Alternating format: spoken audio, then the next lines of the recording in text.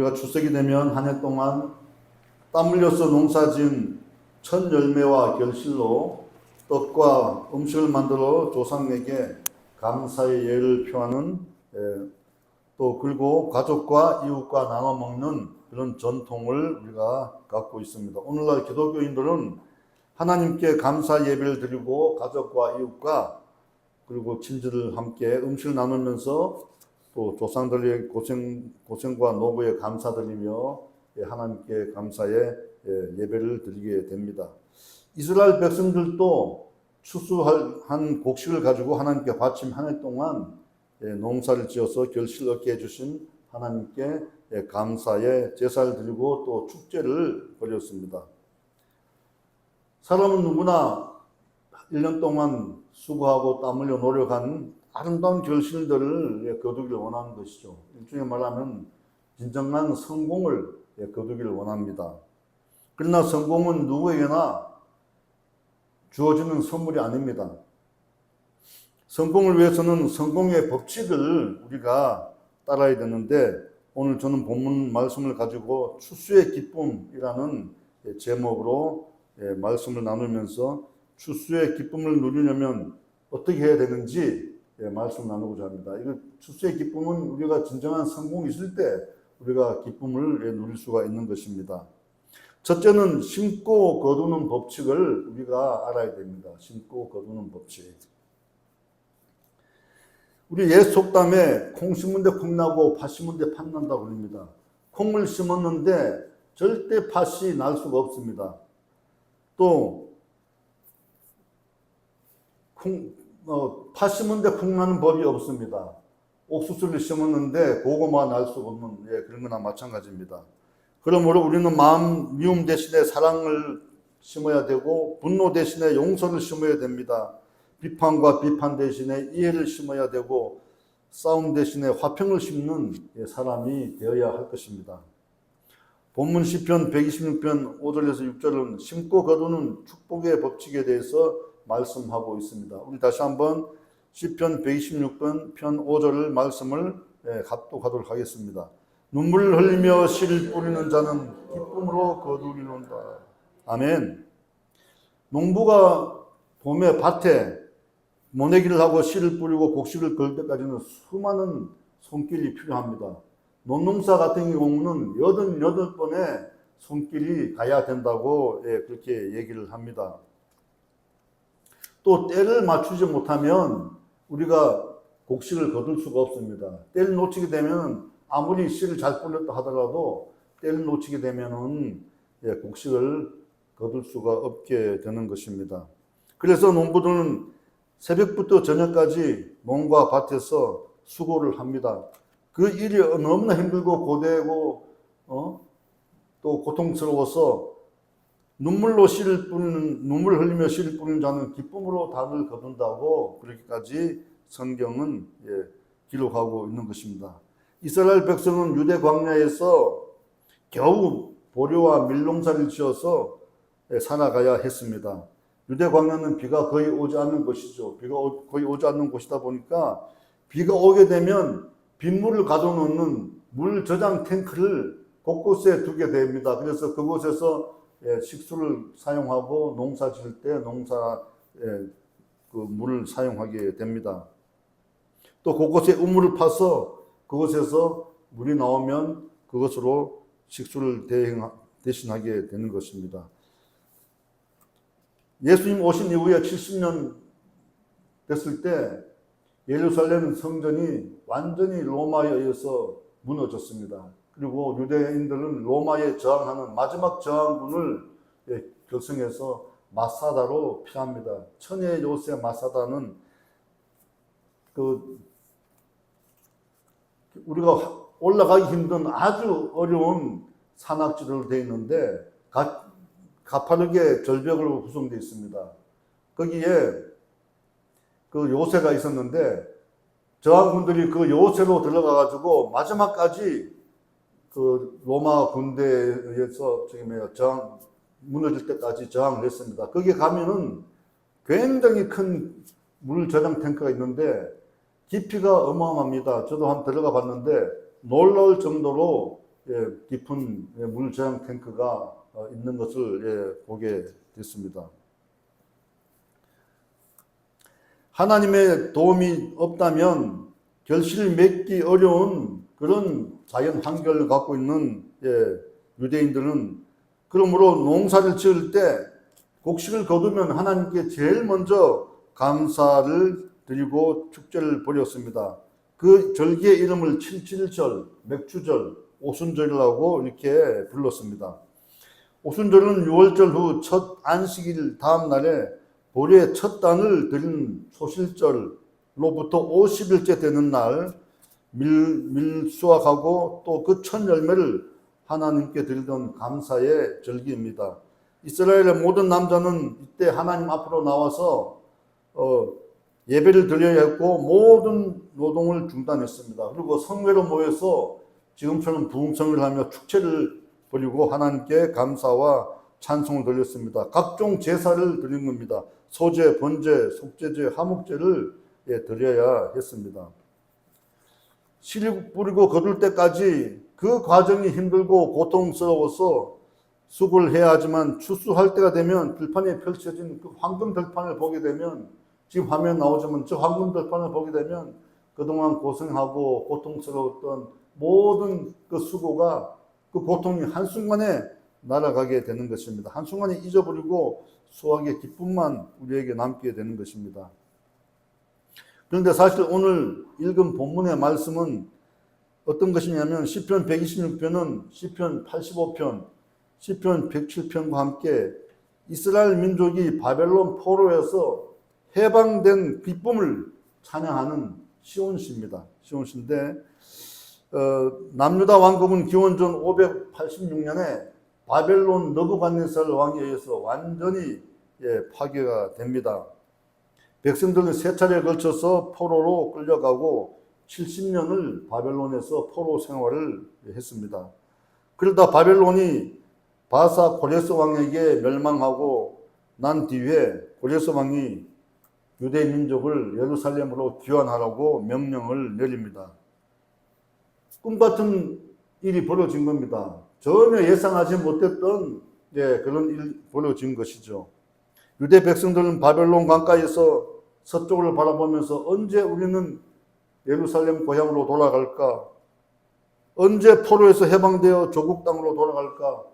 매일매일 고된 노동의 하루가 끝나면 바벨론 강가에 나와서 기도하며 눈물로 하나님께 애원했습니다. 그러던 어느 날 예루살렘으로 돌아가는 고레스 왕의 칙령이 내려졌고 조국 예루살렘으로 돌아온 백성들은 마치 꿈을 꾸는 듯 했다. 이렇게 시편 126편에서 전하고 있습니다. 시편 126편 1절은 마치 꿈을 꾸는 것 같았도다. 이렇게 표현하고 있습니다. 우리 한번 다 같이 시편 126편 1절에서 2절 말씀을 합독하도록 하겠습니다.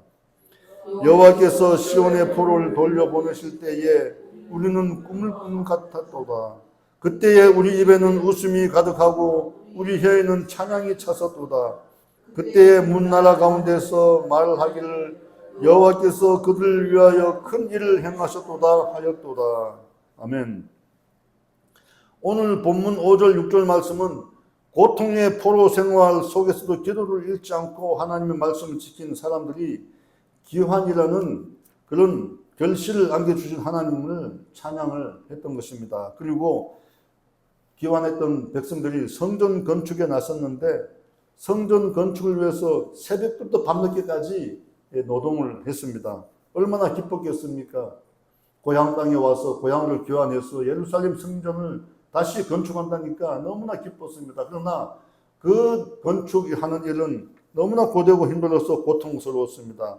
그때 눈물로 씨를 뿌리는 자는 나가는 자는 기쁨으로 거두리로다. 이렇게 시인은 표현하고 있는 것입니다. 성사학자들, 설교학자들, 주석가들은 이것을 심고 거두는 하나님의 공무의 법칙으로 그렇게 규정을 했습니다.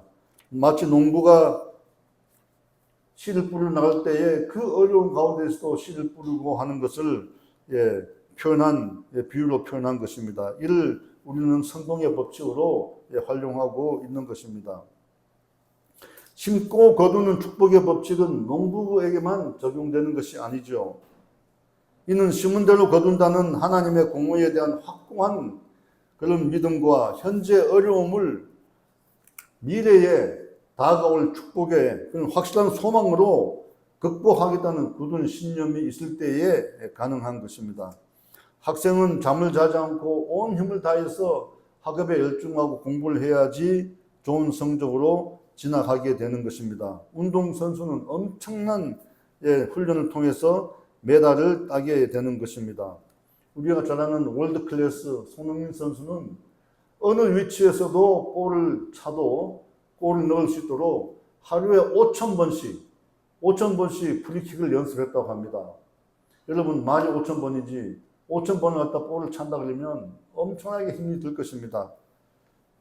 역도 영웅 장미란 문체부 차관은 현역 시절에 하루에 5만 킬로그램을 들렀다고 합니다. 5만 킬로그램은 얼마인지 아세요?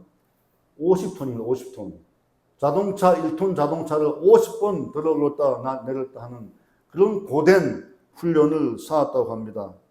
그렇게 훈련을 반복하고 또 반복하고 또 하고 또 하고 또 하고 해서 기술을 터득하고 힘을 터득하게 된 것입니다.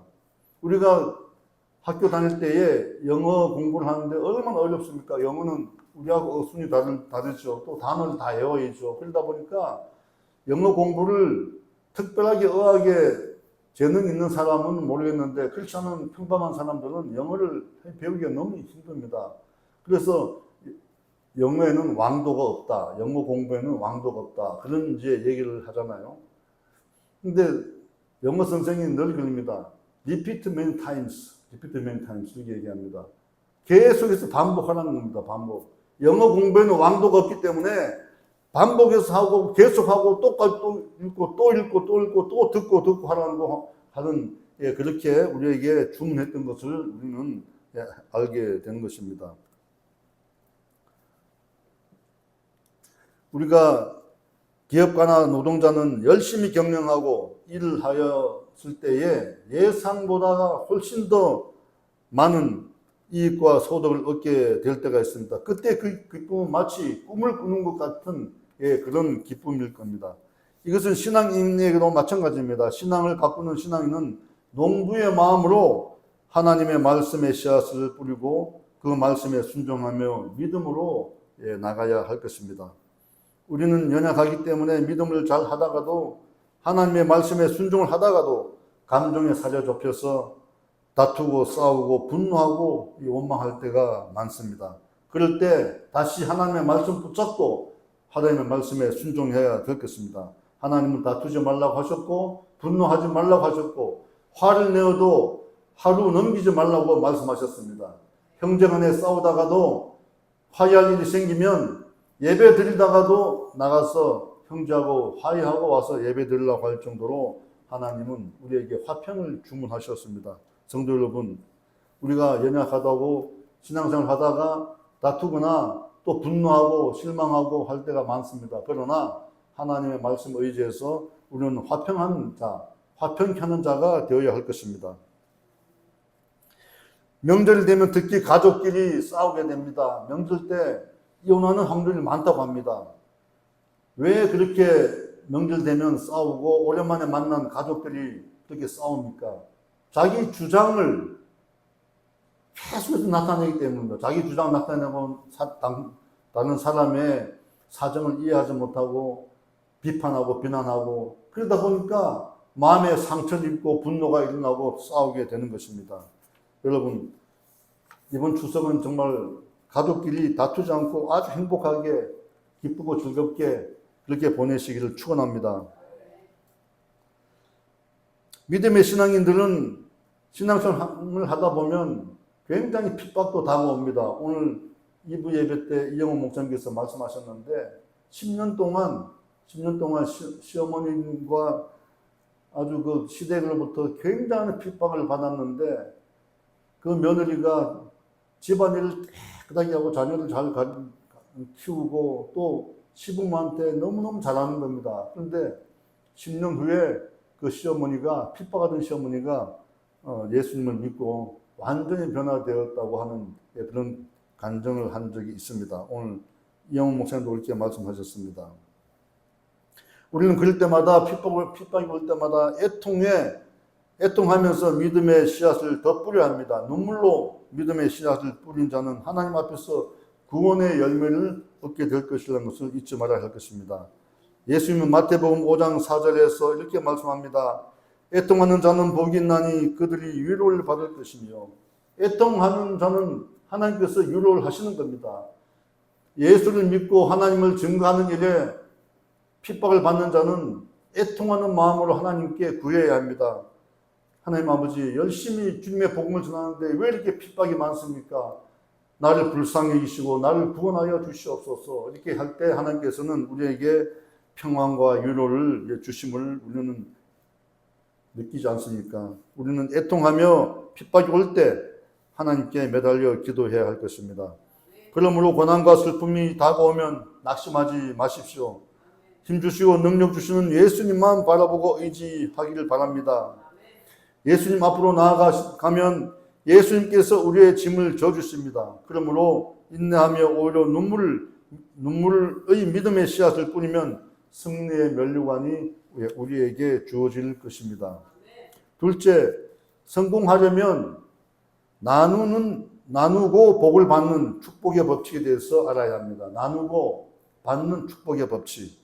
신명기 24장 19절 말씀은 주고받는 축복의 법칙을 하나님께서 명령하고 있는 것을 기록하고 있습니다. 이스라엘 민족은 원래 농경 민족이 아니었습니다. 목축하는 민족이었는데 요셉이 형들에 의해서 이집트에 노예로 팔려갑니다. 하나님께서 도우셔서 이집트 바로 왕의 친위 대장인 보디발의 집에 노예로 팔려가서 거기서 하나님께서 능력을 주셔서 그것을 인정받고 또 애굽의 바로 왕의 그 꿈을 해석함으로 해서 총리가 되게 됩니다. 총리가 된 다음에 가나안 땅에 흉년이 들게 됐고 형제들이 애굽에 식량을 구하러 왔다가 이제 요셉을 만나게 됩니다. 그리고 요셉을 통해서 아버지 야곱과 모든 가족들이 이제 애굽에 가서 고센 땅에서 살게 됩니다. 그러면서 농사를 배우게 됩니다.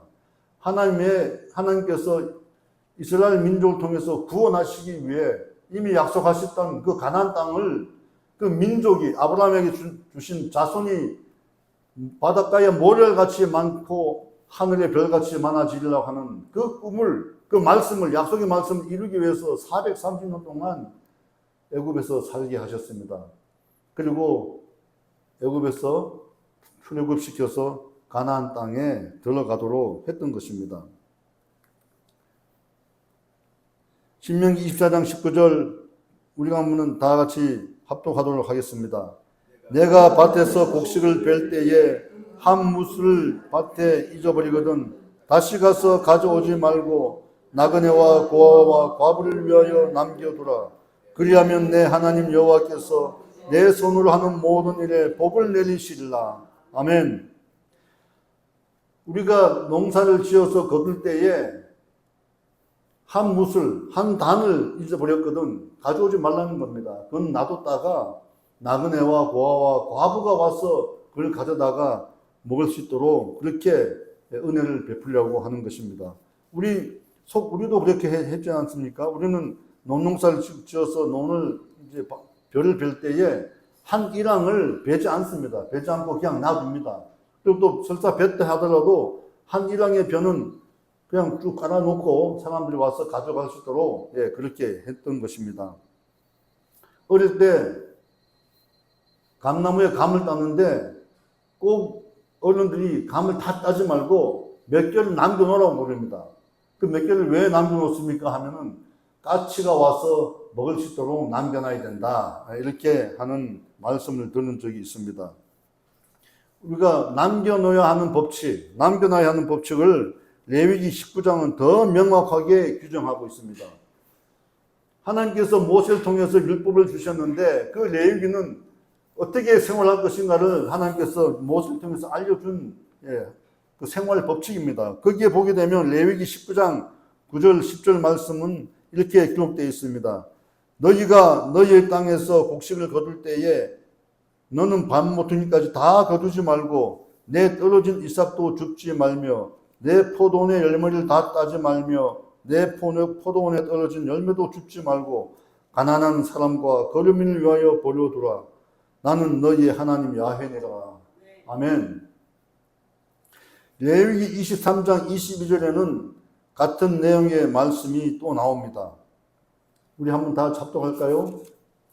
너희 땅의 곡식을 벨 때에 밤 모퉁이까지 다 베지 말며 떨어진 것을 줍지 말고 그것을 가난한 자와 거류민을 위하여 남겨두라.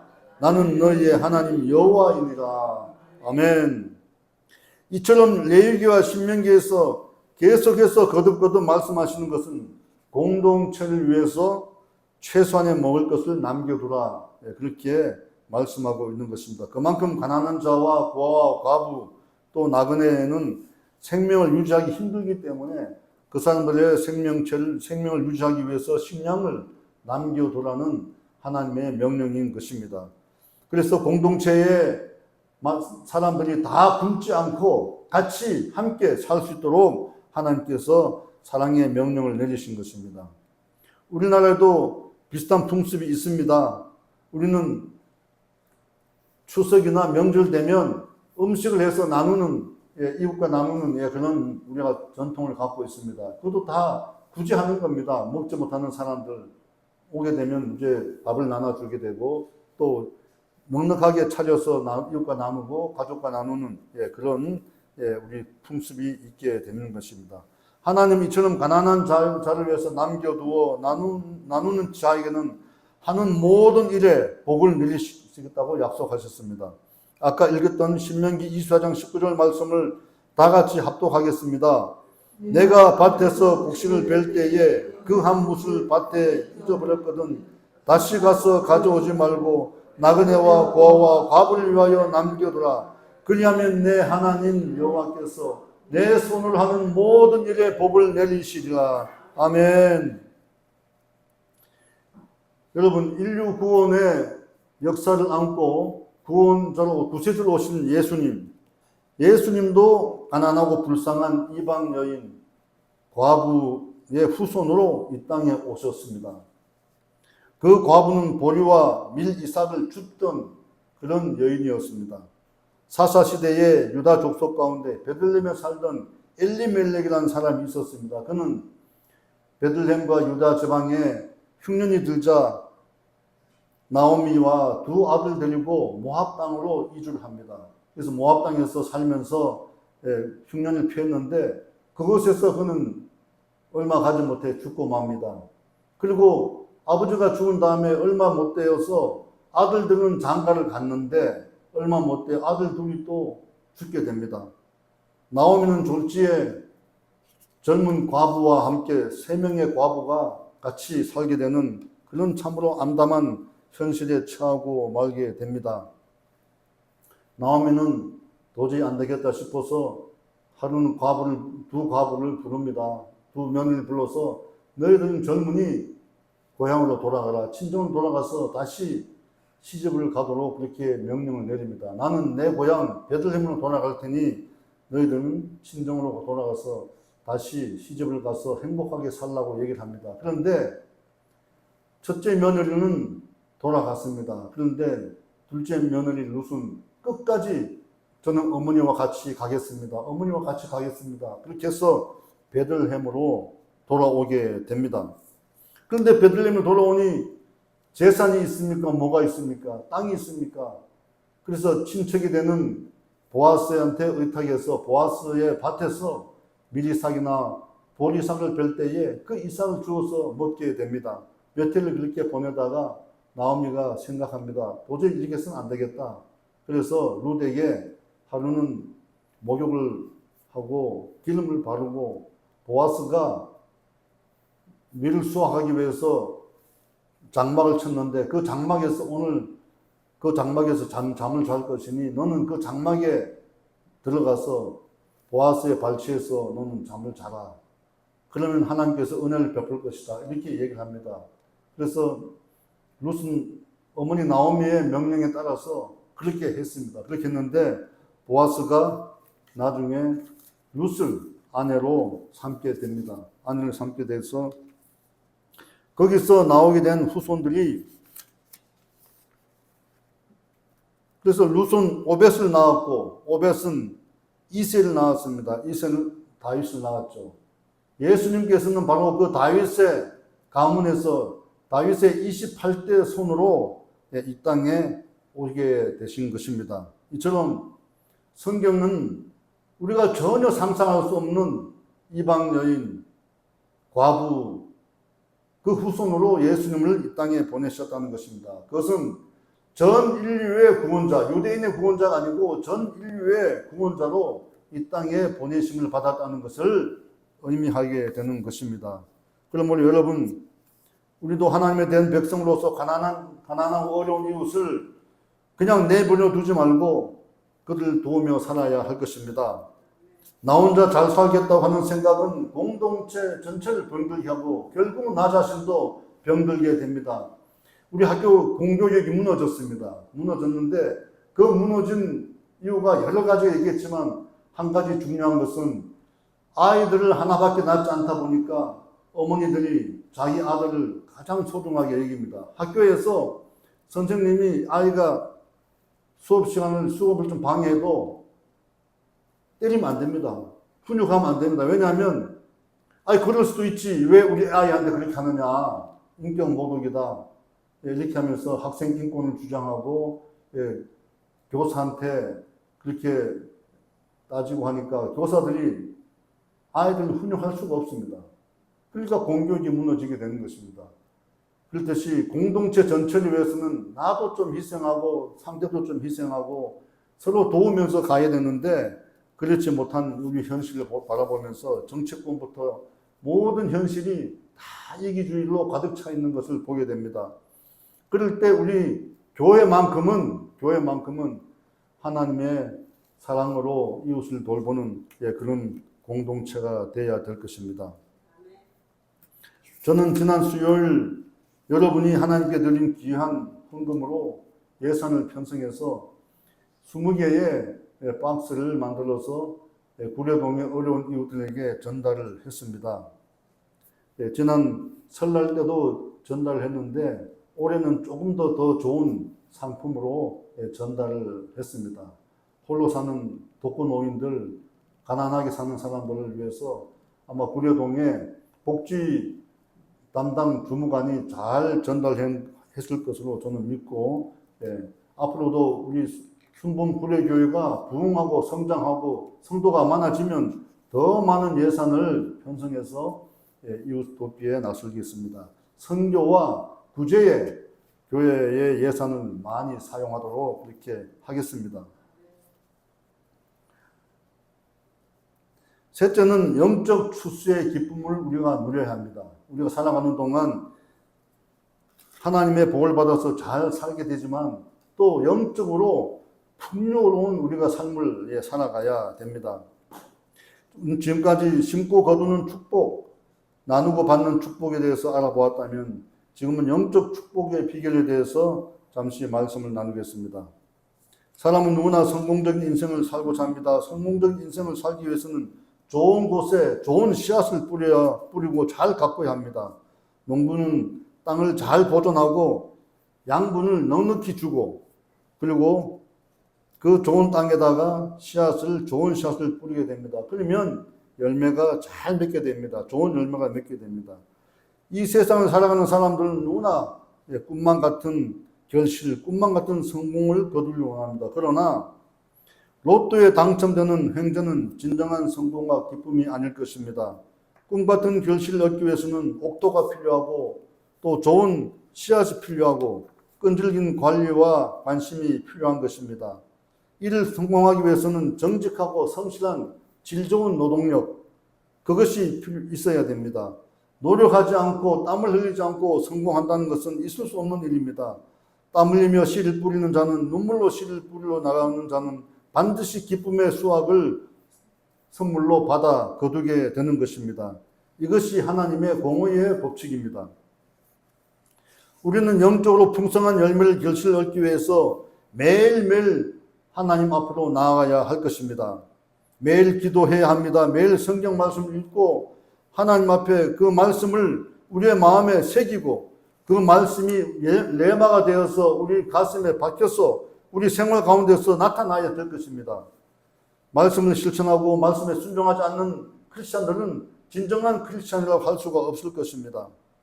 그리고 예수님의 십자가 앞으로 나아가 우리의 죄를 회개하고 주님이 주시는 그 부활의 능력과 그 생명을 받아서 우리가 살아가야 될 것입니다. 주님이 보내주시겠다고 하는 그 약속하는 성령을 받아서 늘 성령 충만한 그런 믿음의 생활을 해야 합니다. 예수님께서는 말씀하셨습니다. 나는 포도나무요 너희는 가지라고 말씀하셨습니다. 가지가 나무에 단단히 붙어 있어야 좋은 열매를 맺고 결실을 맺을 텐데 가지가 나무에 붙어 있지 못하면 농부가 와서 어떻게 합니까? 그 가지를 쳐버리고 나무에서 떨어지게 하는 것입니다. 이처럼 우리는 예수님께 단단히 붙어서 생활을 해야 합니다. 힘들고 어려울 때 우리는 더 예수님께 붙어 있어야 하는 것입니다. 우리의 힘이 되시고 능력 되시는 예수님과 동행하시기를 축원합니다. 항상 마음에 예수님을 품고 나는 예수님의 가지다. 예수님은 나의 나무다 생각하시고 그걸 고백하십시오. 고백하시고 예수님은 나의 머리가 되시고 나를 매일매일 몇 시간 나를 컨트롤하고 나에게 생명을 주시는 예수님이라는 것을 믿고 의지하시기 바랍니다. 요한복음 15장 5절 말씀을 다 같이 합독하겠습니다. 나는 포도나무요 내 아버지는 농부라.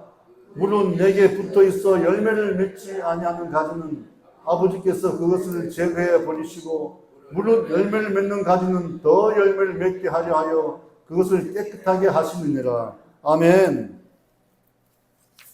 성도 여러분, 예수님이 내 안에 내가 예수님 안에 거한다는 말씀을 기억하시죠? 이 말씀이 얼마나 우리에게 힘이 되시는지 모릅니다. 우리는 이미 성령이 우리 안에 들어와 있으므로 예수님이 우리 안에 거하신다는 것을 믿으시기 바랍니다. 그러므로 어떤 고난이 다가오든지 어떤 어려움이 다가올지라도 실망하거나 두려워하지 마십시오. 우리 안에 계시는 예수님께서 모든 것을 해결해 주시고 믿고 구하면 다 해결해 주시는 것입니다. 우리 순봉 구례교회 성도님들은 살아가면서 사랑을 열매를 맺고 화평의 열매를 맺고 온유의 열매를 맺고 기쁨과 감사의 열매를 맺고 살아가시기를 예수님 이름으로 축원합니다. 요한복음 15장 1절 2절 말씀을 다시 한번 우리 합독합시다. 나는 참 포도나무요 내 아버지는 농부라. 물은 내게 붙어 있어 열매를 맺지 않은 가지는 아버지께서 그것을 제거해 버리시고 물은 열매를 맺는 가지는 더 열매를 맺게 하려 하여 그것을 깨끗하게 하시느니라. 아멘. 앞으로 이렇게 우리가 살아가도록 해야 되겠습니다. 우리 찬송가 308장 내 평생 살아온 길을 부르시겠습니다. 조영경 목사님이 한평생 살아오면서 오직 예수님의 증언자로서 하나님의 증언자로 삶을 살면서 복음을 전하다가 천국에 가셨습니다. 어저께가 조영경 목사님이 천국 가신 지 3주가 되는 날인데 저는 어저께 여의도 순복음교회 가서 3주기 추모 예배를 같이 드렸습니다. 또 우리 김지성 집사님께서 같이 또 동행해 주셔서 굉장히 큰 은혜를 받았을 겁니다. 저는 예배가 끝나고 조영경 목사님 묘소에 가서 헌화하고 예배를 간단하게 기도했습니다. 여러분 때가 되면 또 힘들고 어려울 때 오살리 기도원에 가서 기도하시고 또 조영경 목사님 묘소에 가서 그동안 은혜 끼쳐 주셨던 것을 감사하며 기도하면 힘이 생깁니다. 여러분 시간 되면 반드시 다녀오시기를 축원합니다. 308장 다 같이 부르도록 하겠습니다.